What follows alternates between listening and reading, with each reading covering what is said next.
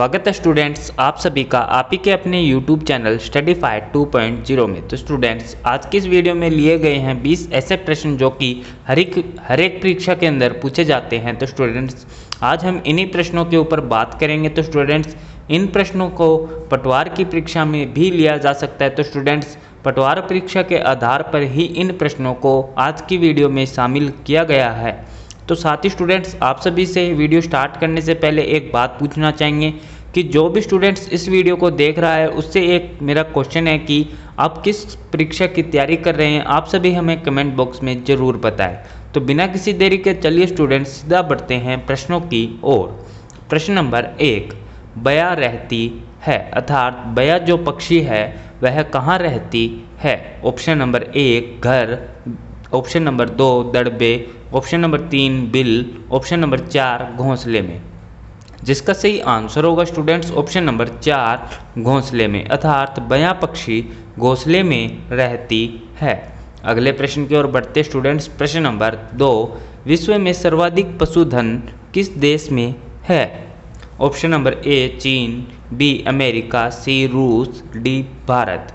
जिसका सही आंसर होगा स्टूडेंट्स ऑप्शन नंबर ए चीन अर्थात विश्व में सर्वाधिक पशुधन चीन देश में है। अगले प्रश्न की ओर बढ़ते स्टूडेंट्स। प्रश्न नंबर 3, वर्ष 2018-19 की पशुगणना के अनुसार भारत में कुल पशुधन है।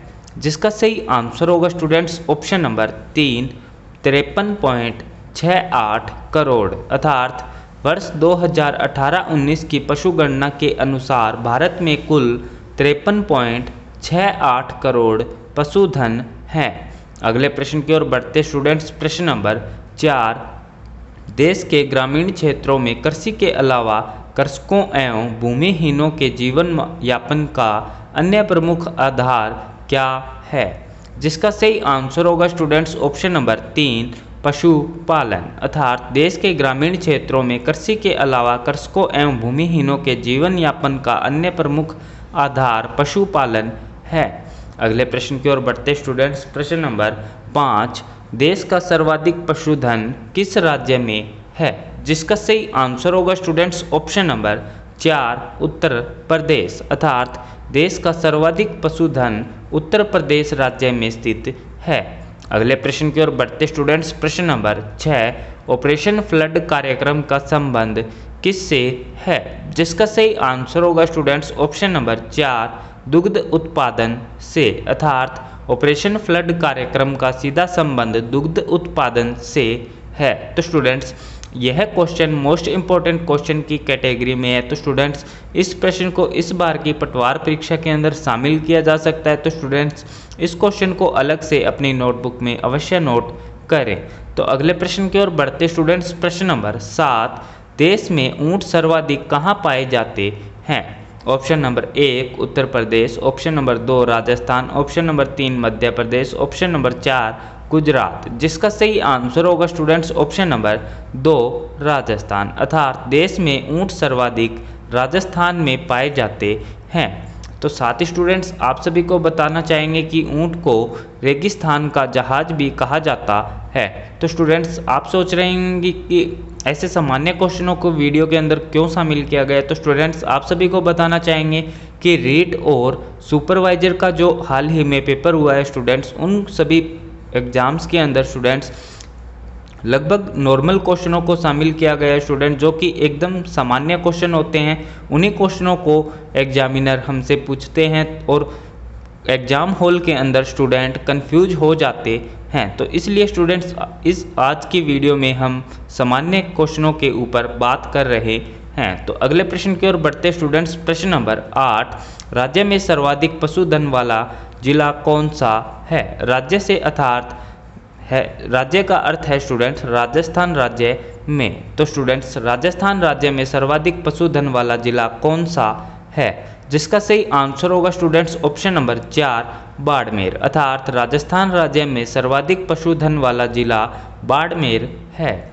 अगले प्रश्न की ओर बढ़ते स्टूडेंट्स। प्रश्न नंबर 9, दरांती उपकरण किस काम आता है। ऑप्शन नंबर 1 फसल जुताई में, ऑप्शन नंबर 2 फसल बुआई में, ऑप्शन नंबर 3 फसल कटाई में, ऑप्शन नंबर 4 फसल भंडारण में, जिसका सही आंसर होगा स्टूडेंट्स ऑप्शन नंबर 3 फसल कटाई में, अर्थात दरांती उपकरण का उपयोग फसल कटाई में लिया जाता है।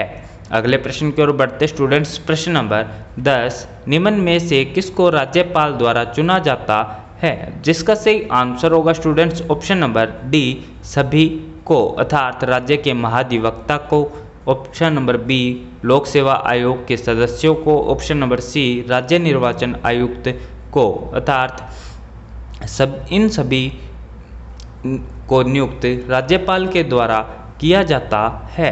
अगले प्रश्न की ओर बढ़ते स्टूडेंट्स, प्रश्न नंबर 11, राजस्थान लोक सेवा आयोग के अध्यक्ष को निलंबित किया जा सकता है। ऑप्शन नंबर ए राजस्थान के मुख्यमंत्री के द्वारा, ऑप्शन नंबर बी राजस्थान के मुख्य सचिव के द्वारा, ऑप्शन नंबर सी राजस्थान के राज्यपाल के द्वारा, ऑप्शन नंबर डी राजस्थान उच्च न्यायालय के मुख्य न्यायाधीश के द्वारा, जिसका सही आंसर होगा students option number C Rajasthan के राज्यपाल के द्वारा, अर्थात राजस्थान लोक सेवा आयोग के अध्यक्ष को निलंबित राजस्थान के राज्यपाल के द्वारा किया जा सकता है। अगले प्रश्न की ओर बढ़ते स्टूडेंट्स, प्रश्न नंबर 12, राज्य निर्वाचन आयोग है एक संवैधानिक निकाय, ऑप्शन नंबर बी संवैधानेतर इकाई, ऑप्शन नंबर सी विधिक इकाई, ऑप्शन नंबर डी सलाहकारी निकाय, जिसका सही आंसर है स्टूडेंट्स ऑप्शन नंबर ए संवैधानिक निकाय, अर्थात राज्य निर्वाचन आयोग है एक संवैधानिक निकाय। अगले प्रश्न की ओर बढ़ते स्टूडेंट्स, प्रश्न नंबर 13, लोकपाल जैसी संस्था का सर्वप्रथम विकास किस देश में हुआ था, जिसका सही आंसर होगा students option number B Sweden, अर्थात लोकपाल जैसी संस्था का सर्वप्रथम विकास स्वीडन देश में हुआ था। अगले प्रश्न की ओर बढ़ते हैं स्टूडेंट्स, प्रश्न नंबर 14, राज्य विधानसभा की सदस्यता के लिए न्यूनतम आयु क्या है, ऑप्शन नंबर ए 25 वर्ष, ऑप्शन नंबर बी 26 वर्ष, ऑप्शन नंबर सी 21 वर्ष, ऑप्शन नंबर डी 18 वर्ष, जिसका सही आंसर होगा स्टूडेंट्स ऑप्शन नंबर ए 25 वर्ष, अर्थात राज्य विधानसभा की सदस्यता के लिए न्यूनतम आयु 25 वर्ष है। अगले प्रश्न की ओर बढ़ते स्टूडेंट्स, प्रश्न नंबर 15, राज्य मानवाधिकार आयोग अपना वार्षिक प्रतिवेदन किसको प्रेषित करता है, ऑप्शन नंबर ए राज्य सरकार को, बी राष्ट्रपति को, सी राज्यपाल को, ऑप्शन नंबर डी केंद्र सरकार को, जिसका सही आंसर होगा स्टूडेंट्स ऑप्शन नंबर ए राज्य सरकार को, अर्थात राज्य मानवाधिकार आयोग अपना वार्षिक प्रतिवेदन राज्य सरकार को प्रेषित करता है। अगले प्रश्न की ओर बढ़ने से पहले स्टूडेंट्स आप सभी को हमेशा की तरह बोलना चाहेंगे कि अगर आपने हमारे इस YouTube चैनल को अभी तक सब्सक्राइब नहीं किया तो जल्दी से चैनल को सब्सक्राइब करें, क्योंकि स्टूडेंट्स हमारे इस YouTube चैनल पे इसी प्रकार की प्रतिदिन एक नई वीडियो अपलोड की जाती है। तो स्टूडेंट्स सब्सक्राइब करने से आपको आने वाली वीडियोस की नोटिफिकेशन आपको अपने मोबाइल फ़ोन पे मिलेगी, जिससे कि आप किसी भी क्वेश्चन या किसी भी वीडियो को मिस ना कर पाएँ। इसलिए स्टूडेंट्स इस चैनल को ज़रूर से सब्सक्राइब करें। और साथ ही स्टूडेंट्स आप सभी को बताना चाहेंगे कि इसी वीडियो से रिलेटेड कुछ ही समय पश्चात हमारे टेलीग्राम चैनल पे एक क्विज अपलोड की जाएगी। तो अगर आप क्विज में पार्टिसिपेट करना चाहते हैं तो नीचे डिस्क्रिप्शन में दिए गए लिंक पे क्लिक करके आप हमारे टेलीग्राम चैनल को भी ज्वाइन कर सकते हैं। अगर वीडियो अच्छी लगी हो तो वीडियो को लाइक करें और साथ ही अपने दोस्तों के साथ इस वीडियो को शेयर करें। और अगर आपका कोई भी क्वेश्चन हो तो आप हमें कमेंट बॉक्स में पूछ सकते हैं। तो बिना किसी देरी के अगले प्रश्न की ओर बढ़ते हैं। प्रश्न नंबर 16, राज्य के मुख्य सूचना आयुक्त या अन्य आयुक्तों को किसके द्वारा पद से हटाया जा सकता है, जिसका सही आंसर होगा स्टूडेंट्स ऑप्शन नंबर डी राज्यपाल द्वारा उच्चतम न्यायालय के निर्देश पर, अर्थात राज्य के मुख्य सूचना आयुक्त या अन्य आयुक्तों को राज्यपाल द्वारा उच्चतम न्यायालय के निर्देश पर पद से हटाया जा सकता है। अगले प्रश्न की ओर बढ़ते स्टूडेंट्स, प्रश्न नंबर 17, राज्य मानवाधिकार आयोग के अध्यक्ष एवं अन्य सदस्यों की नियुक्ति कौन करता है, जिसका सही आंसर होगा स्टूडेंट्स ऑप्शन नंबर सी राज्यपाल द्वारा मुख्यमंत्री के नेतृत्व में गठित समिति की सिफारिश पर, अर्थात राज्य मानवाधिकार आयोग के अध्यक्ष एवं अन्य सदस्यों की नियुक्ति राज्यपाल द्वारा मुख्यमंत्री के नेतृत्व में गठित समिति की सिफारिश पर नियुक्त किया जाता है। अगले प्रश्न की ओर बढ़ते स्टूडेंट्स। प्रश्न नंबर 18, जिला स्तर पर राज्य सरकार की आँख कान एवं भावों का कार्य कौन करता है? जिसका सही आंसर होगा स्टूडेंट्स ऑप्शन नंबर बी, जिलाधीश। अर्थात जिला स्तर पर राज्य सरकार की आँख कान एवं भावों का कार्य जिलाधीश करता है। अगले प्रश्न की ओर बढ़ते स्टूडेंट्स। प्रश्न नंबर 19, यूनिसेफ द्वारा हर वर्ष बाल श्रम निषेध दिवस कब मनाया जाता है? जिसका सही आंसर होगा स्टूडेंट्स ऑप्शन नंबर 3, 12 जून को। अर्थात यूनिसेफ द्वारा हर वर्ष बाल श्रम निषेध दिवस 12 जून को मनाया जाता है।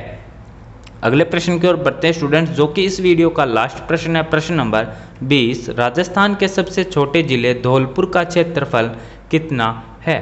तो स्टूडेंट्स इसका आंसर जानने से पहले स्टूडेंट्स आप सभी को बताना चाहेंगे कि पटवार परीक्षा के अंदर इस बार इस क्वेश्चन के आने की भी पूरी संभावना है। तो स्टूडेंट्स इस क्वेश्चन को भी आप अपनी नोटबुक में अलग से नोट करें और साथ ही स्टूडेंट्स इस क्वेश्चन का आंसर जानते हैं।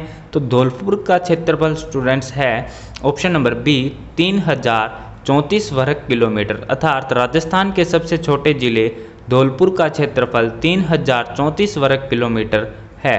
तो साथ ही स्टूडेंट्स आप यह भी ध्यान रखें कि इस बार की परीक्षा में क्वेश्चन को घुमा करके ऐसा भी पूछा जा सकता है कि राजस्थान का सबसे छोटा जिला कौन सा है? तो स्टूडेंट्स याद रहे कि राजस्थान का सबसे छोटा जो जिला है वह धौलपुर है, जिसका क्षेत्रफल 3034 वर्ग किलोमीटर है। तो धन्यवाद स्टूडेंट्स इस वीडियो को अंत तक देखने के लिए। और साथ ही स्टूडेंट्स अगर आपने अभी तक इस YouTube चैनल को सब्सक्राइब नहीं किया तो चैनल को जरूर से सब्सक्राइब करें, और अगर वीडियो अच्छी लगी हो तो वीडियो को लाइक करें। साथ ही अपने दोस्तों के साथ इस वीडियो को शेयर करें। अगर आपका कोई भी क्वेश्चन हो तो आप हमें कमेंट बॉक्स में पूछ सकते हैं। तो स्टूडेंट्स वीडियो को अंत तक देखने के लिए आपका एक बार फिर से धन्यवाद। आपका दिन शुभ हो।